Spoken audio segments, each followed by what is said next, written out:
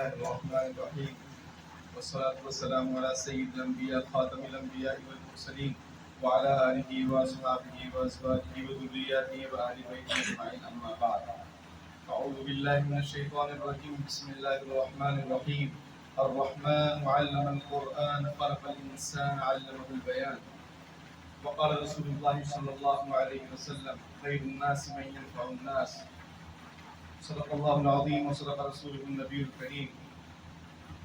جناب مہمان محترم ڈاکٹر ناصر الدین صاحب اور ان کے صاحبزادے اور ان کے داماد، اسی طریقے سے محترم ڈاکٹر رفیق ایس صاحب اور ریحان کوثر صاحب اور عزیز طلباء اور اساتذہ، سب کی خدمت میں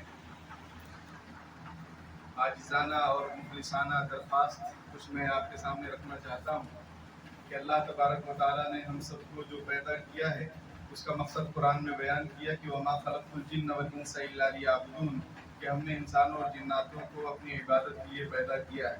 یعنی مقصد اور ریزن جو ہماری پیدائش کا ہے وہ عبادت ہے. اب ہم یہ دیکھتے ہیں کہ بچہ پیدا ہوتا ہے، وہ جب سمجھدار ہوتا ہے وہ صرف عبادت کے نہیں لگا رہتا، بلکہ وہ اسکول جاتا ہے، پڑھائی کرتا ہے، مدرسہ جاتا ہے اور ہنر سیکھتا ہے.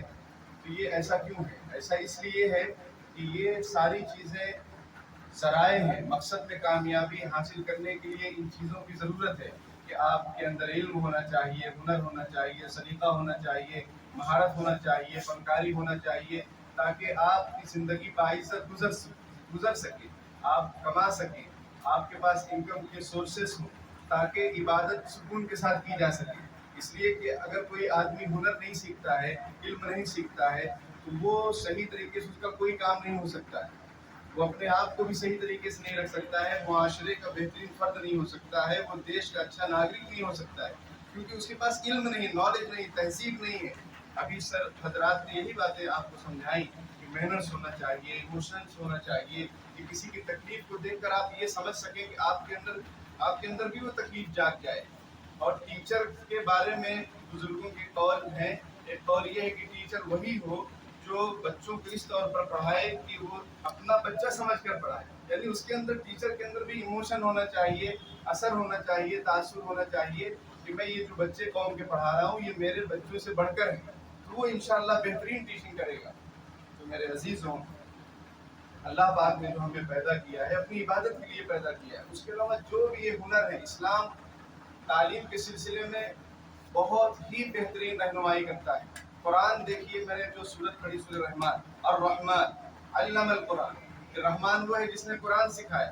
پھر خلق الانسان، پھر انسان کو پیدا کیا. ارے بھائی، پیدائش پہلے ہوتی ہے، بچہ پہلے پیدا ہوتا ہے، پھر وہ اسکول جاتا ہے.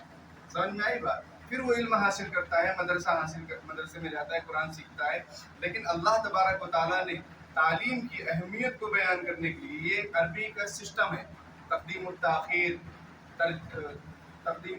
ما حق تقدم، یا تقدیم المؤخر ما حق التاخیر، یعنی کسی کو پہلے کرنا، کسی کو آخر میں کرنا. یہ عربی کا سسٹم ہے اور اس عربی ادب کا ایک حصہ ہے. تو پہلے انسان کی پیدائش کا ذکر ہونا چاہیے کہ اللہ پاک رحمان وہ ہے جس نے انسان کو پیدا کیا، پھر اس کو قرآن کی تعلیم دی. لیکن نہیں، الرحمن علم القرآن، رحمان وہ ہے جس نے قرآن سکھایا. اور اللہ تعالیٰ کے بہت سارے نام ہے، 99 نام ہے. ان للہ 99 اسما، اللہ کے 99 مبارک نام ہے. لیکن اس میں نہ اللہ پاک نے جبار استعمال کیا، نہ قہار استعمال کیا، سمجھ میں آئی بات، نہ منتقم استعمال کیا، بلکہ رحمان کا لفظ استعمال کیا. الرحمن علم القرآن. مطلب یہ ہے کہ یہ جو ٹیچنگ کا پیشہ ہے، یہ استاد اور شاگردی کا جو پیشہ ہے، یہ رحمت والا پیشہ ہے، محبت والا پیشہ ہے. اور استاد رحم دل ہونا چاہیے، مشفق ہونا چاہیے، مہربان ہونا چاہیے، درد مند ہونا چاہیے، تبھی وہ کسی کو کچھ سکھا سکتا ہے. تو الرحمن علم القرآن، رحمان وہ ہے جس نے قرآن سکھایا. پھر پیدائش کا ذکر آ رہا ہے، خلق الانسان، پھر علمہ البیان، اور اس کو قوت گویائی عطا فرمائی کہ وہ بول سکتا ہے. سب تمام جانور اور ہم میں کیا فرق ہے؟ تمام جانوروں کی الگ الگ خصوصیات ہیں، لیکن ہماری جو تعریف کی گئی ہے منطقی حضرات نے کی ہے، ہمیں کہا گیا حیوان ناطق. ہم بھی جانور ہیں لیکن ناطق یعنی بولنے والے ہیں. اور دوسرے جو جانور ہیں، حیوان ساحل ہے. سمجھ میں آئی بات کہ وہ ہنہناتا ہے. ایسا بھی جانور ہے، وہ گدھا ہے، وہ گھوڑا ہے، تو ان کی الگ الگ صفات. لیکن ہماری صفات کیا ہے؟ فلسفیوں نے ہماری تعریف کیا کی ہے کہ حیوان ناطق یعنی بولنے والا، اور صوفیہ اکرام نے ہماری تعریف کیا کی ہے؟ حیوان عاشق یعنی عاشق جانور ہے، اس کے اندر عشق کا مادہ ہے. اور کس سے عشق ہونا چاہیے؟ اللہ رب العالمین سے ہونا چاہیے، اللہ کی محبت ہونی چاہیے، دل میں رسول اللہ کی محبت ہونی چاہیے. ماہ ربیع الاول کی آج 21 تاریخ ہے، اور یہ وہ مہینہ ہے جس میں معلم انسانیت کو مبعوث کیا گیا، اور وہ فرماتے ہیں انما بعثت معلما، کہ میں ٹیچر بنا کر مجھے مبعوث کیا گیا ہے، اللہ تعالیٰ نے مجھے ٹیچر بنا کر بھیجا ہے دنیا کے اندر. اب آپ صلی اللہ علیہ وسلم کی شاندار تعلیمات کے نتیجے میں مکے والوں کا کیا حال ہوا؟ نبی کے کل کے عظیم تر نے سبھی کو اپنا بنا کے چھوڑا، وہ لوگ جن میں درندگی تھی انہی کو رہبر بنا کے چھوڑا، وہی لوگ امیر المؤمنین بن گئے جن کو اونٹ چرانے نہیں آتا. بتائیے کیا چیز تھی؟ کیا چیز تھی؟ یہ تعلیم تھی، تہذیب تھی، اور دل درد مند تھا.